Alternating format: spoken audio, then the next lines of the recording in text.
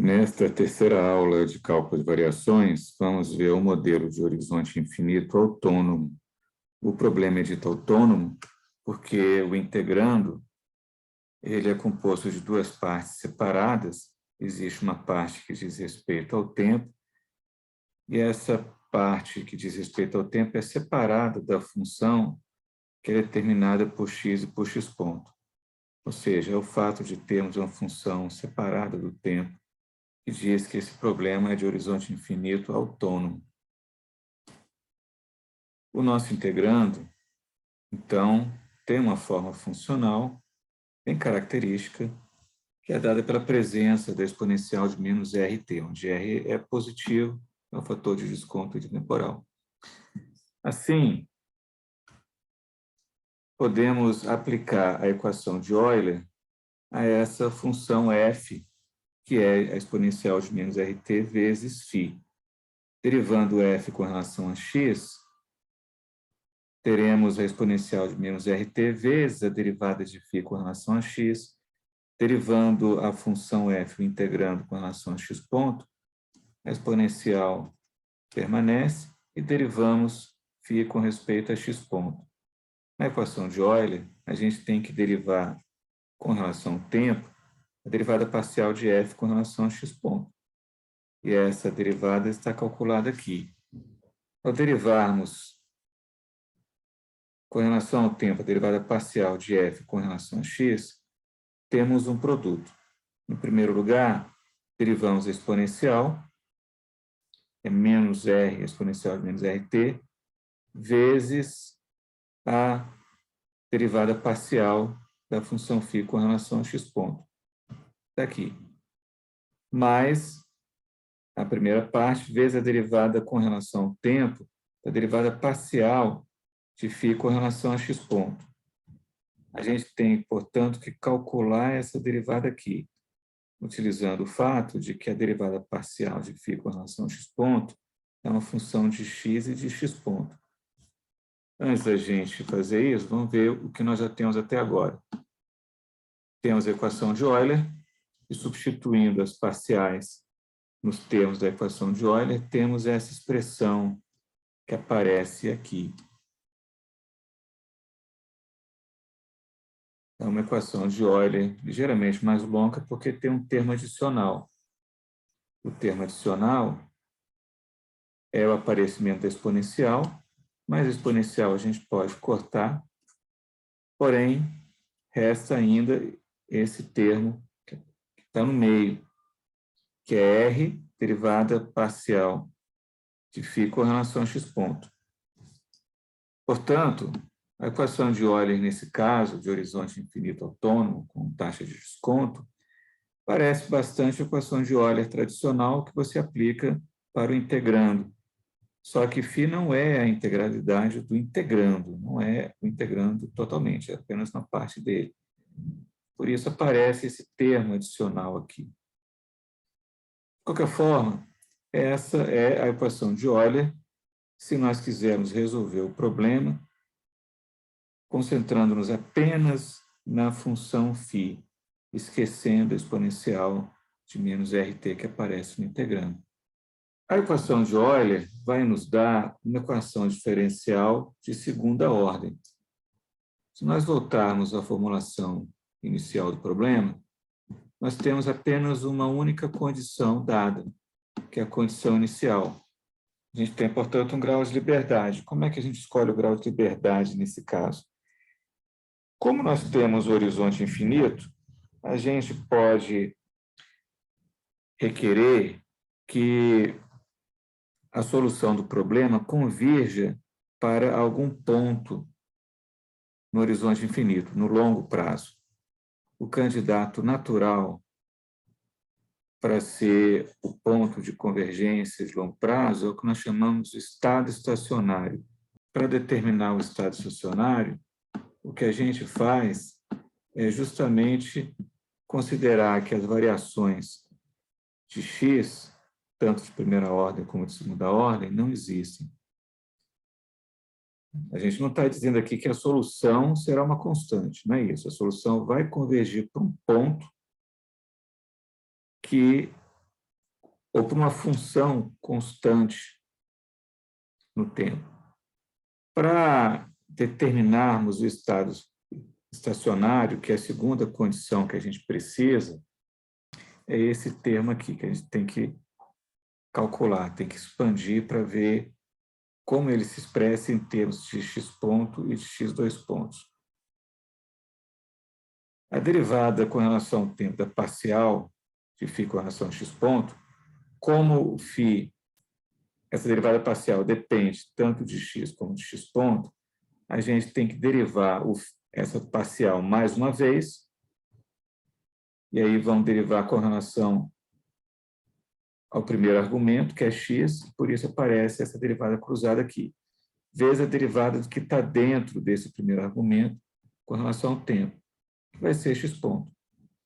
Mas, agora vamos derivar a parcial de φ com relação a x ponto, mais uma vez com relação a x ponto. Por isso aparece essa segunda derivada de φ com relação a x ponto, vezes a derivada do que está dentro desse segundo argumento, que é o x ponto, com relação ao tempo, ou seja, x dois pontos.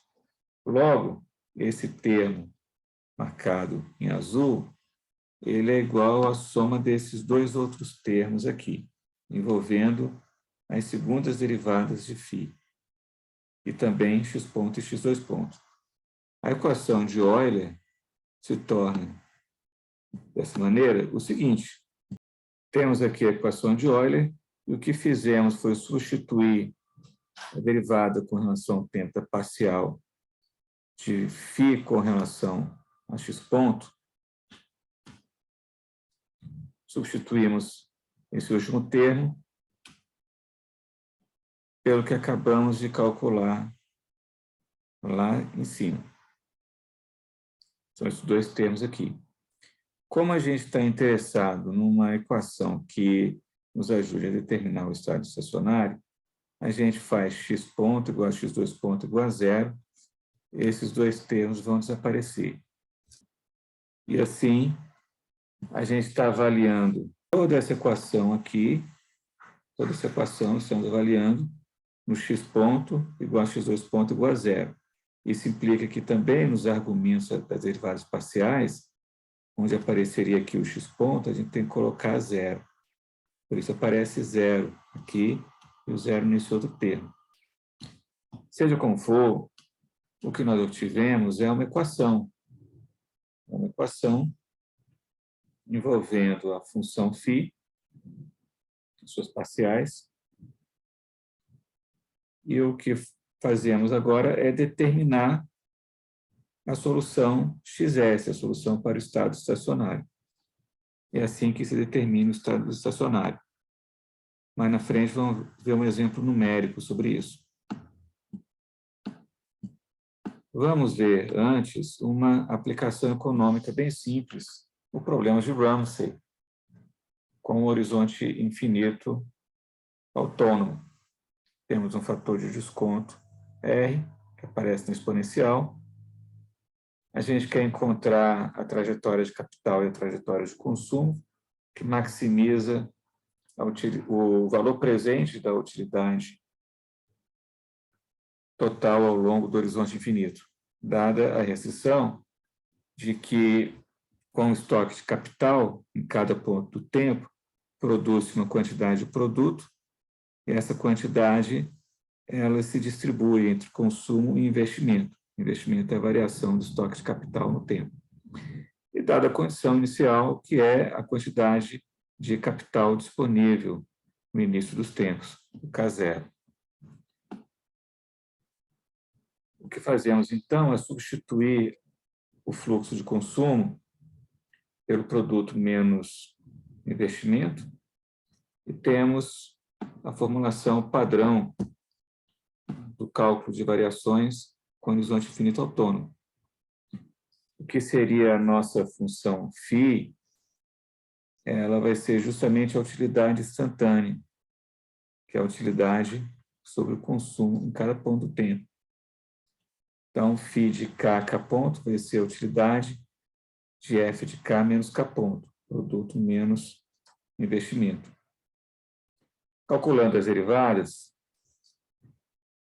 A derivada parcial de φ com relação a K é o seguinte, a gente deriva a utilidade com relação à sua variável, que é o consumo, que é tudo isso aqui, nada mais é do que o consumo, vezes a derivada do que está dentro do argumento com relação a K, ou seja, vai ser o produto marginal do capital. A derivada de φ com relação a K ponto, a gente deriva, mais uma vez, a utilidade, tendo a utilidade marginal, vezes a derivada do que está dentro com relação a K ponto, que é menos 1. Por isso, menos 1 aqui. Agora, esta derivada parcial com relação a K ponto, a gente tem que derivar com relação ao tempo. Derivando com relação ao tempo, então, menos a utilidade marginal do consumo, teremos menos a segunda derivada do consumo, ou seja, em f de k menos k ponto, vezes a derivada do que está dentro com relação ao tempo. Ou seja, aqui a gente tem que lembrar que isso aqui é f de k de t, menos k ponto de t. Então, quando a gente deriva isso em relação ao tempo, a gente deriva o f avaliado no capital, ou seja, vai ser o produto marginal do capital, vezes a derivada do capital com relação ao tempo, que é o k ponto, menos a derivada com relação ao tempo da derivada do capital com relação ao tempo, que é a segunda derivada em relação ao tempo, que é o k dois pontos. Por isso, esse termo aqui. Substituindo, então, na equação de Euler, para esse caso, o que nós temos é essa expressão. Essa derivada, esse primeiro termo, calculamos. É justamente esse termo aqui. Este termo do meio é menos R, a utilidade marginal, e a derivada com relação ao tempo, terceiro termo, vai ser menos isso, né? Como já tem o menos aqui, virou mais. A segunda derivada da utilidade, vezes F' de K, vezes K ponto, menos K dois pontos. Isso tudo tem que ser igual a zero.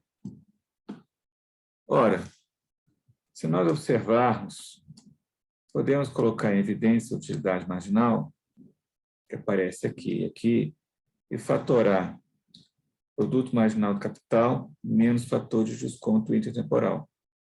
E passar esse termo para o lado direito, ou seja, menos a segunda derivada de U vezes esse termo entre parênteses.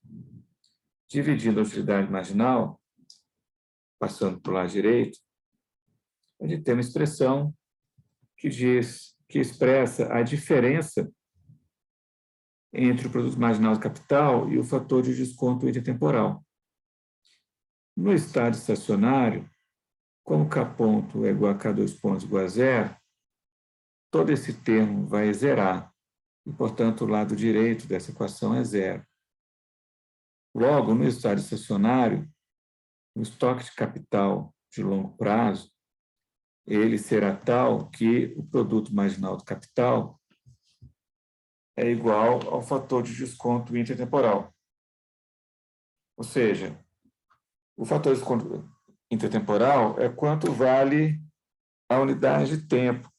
Se você sacrifica o consumo de $1 ao longo de uma janela de tempo, você vai usar esse dólar em um investimento que tem um retorno, um produto marginal, que compense pelo menos o valor que você atribui a esse sacrifício. Observemos ainda que da equação de Euler, se nós observarmos que esse termo entre parênteses, f' de k vezes k ponto, menos k dois pontos, nada mais é do que a derivada do consumo com relação ao tempo, a gente tem uma expressão alternativa para a equação de Euler, que é a seguinte. No lado esquerdo, temos a expressão da diferença entre o produto marginal do capital e o fator de desconto intertemporal. E ela expressa justamente a variação do consumo ao longo do tempo, reescalada por uma medida de curvatura da função de utilidade.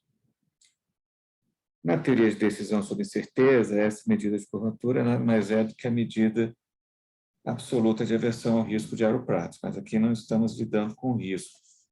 O fato é que aquela própria medida absoluta de aversão ao risco de Arrow-Pratt, ela é conhecida em matemática, a medida de curvatura. A medida de curvatura, que aparece muito, por exemplo, em geometria diferencial, né? Mas aqui, apelando para a interpretação econômica da utilidade do princípio da valoração marginal decrescente, como aquela medida marginal da escassez, né? Para cada unidade adicional, estamos dispostos a sacrificar cada vez menos do consumo de outros bens para, em troca, adquirir o consumo adicional da unidade desse bem em questão na janela de tempo. Esse quantum que estamos dispostos a sacrificar por cada unidade adicional vai diminuindo à medida em que nós aumentamos o consumo do bem em questão, sacrificando sempre o consumo de outros bens de modo a ficar indiferente no período. Essa medida de curvatura, ela mensura a taxa de decrescimento de todos esses quanta que estamos dispostos a sacrificar por cada unidade adicional de consumo. Então, é uma medida que tem a ver com a valoração marginal decrescente, o princípio da valoração marginal decrescente. É como se fosse um shadow price da variação de consumo. E esse valor precisa igualar justamente a diferença entre o produto marginal de capital e a taxa de desconto intertemporal. No longo prazo, no estado estacionário, como o produto marginal de capital iguala o fator de desconto intertemporal, a variação do consumo tem que ser zero. E, portanto, no steady state, o consumo é constante ao longo do tempo. Esse foi um exemplo do problema de Ramsey, no caso de horizonte infinito autônomo. Vamos ver agora um exemplo numérico. Vamos considerar o seguinte problema. Minimizar a integral de zero a infinito da exponencial de menos 8t xt ao quadrado mais x ponto de t ao quadrado, pt. A gente quer encontrar x de t, sujeito a uma condição inicial, x de 0 igual a 1. É claro que o integrando, por ser uma função convexa, claramente convexa, com função de x e x ponto, a solução vai ser uma solução de mínimo. A gente não vai falar, portanto, da condição de segunda ordem nesse caso, porque ela é óbvia aqui. No nosso exemplo, a função φ será esta, φ com função de x e de x ponto. Vamos calcular, então, as derivadas dessa função com relação a x e x ponto. A derivada de φ com relação a x, ela é 2 vezes x. A derivada de φ com relação a x ponto é 2 vezes x ponto. Mas o que a gente quer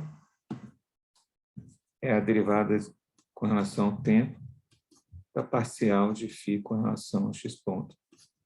Vai ser, portanto, 2 vezes x, 2 pontos. A equação de Euler, então, vai ficar a seguinte.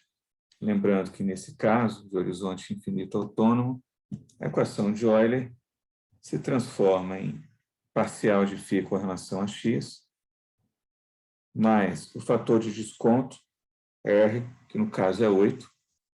Vamos colocar R genérico, para lembrar a fórmula. Menos, e agora sim, a gente deriva e vamos substituir. Temos, portanto, uma equação diferencial de segunda ordem, que é x 2 pontos, menos 8 x pontos menos x igual a zero. Para resolver essa equação, a gente considera o polinômio característico, lambda 2 menos 8 lambda menos 1 igual a zero, cujas raízes serão as seguintes. 8 mais ou menos a raiz de 64 menos 4 vezes menos 1, dividido por 2. Ou seja, é 4 mais ou menos raiz de 68 sobre 2. Raiz de 68 sobre 2, a metade é 34, metade é 17, então fica a raiz de 17 vezes 4, ou seja, vai ser 4 mais ou menos a raiz de 17. Essas são as raízes do polinômio característico e, portanto, a solução geral para x de t vai ser uma constante peso exponencial da raiz positiva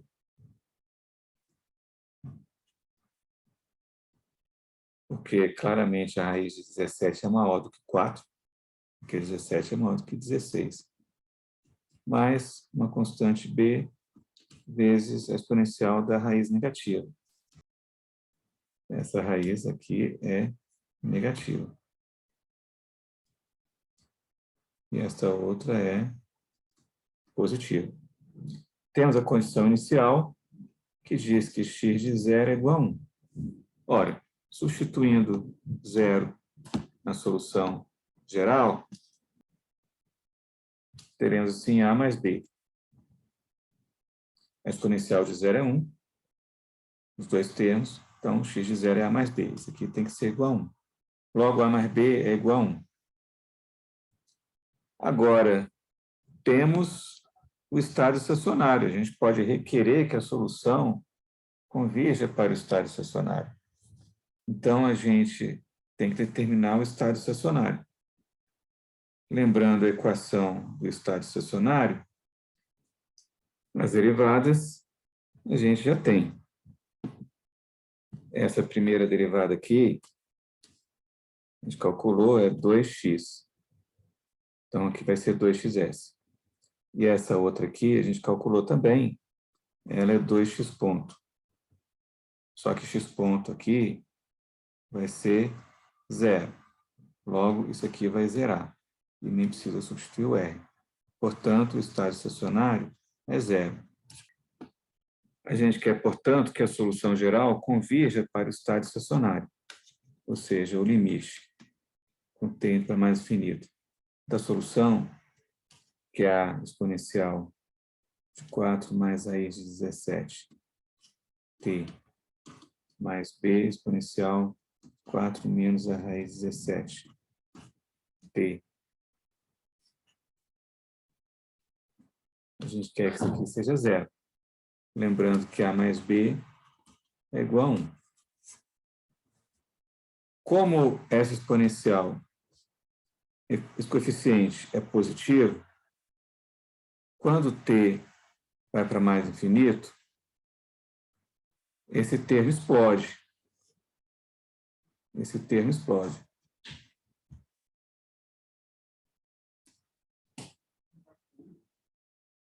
Logo, a gente tem que fazer A igual a 0. Como A mais B é igual a 1, a gente conclui que B é igual a 1. Chegamos, então, à solução que procurávamos. A trajetória ótima do x será exponencial de 4 menos a raiz de 17 vezes t.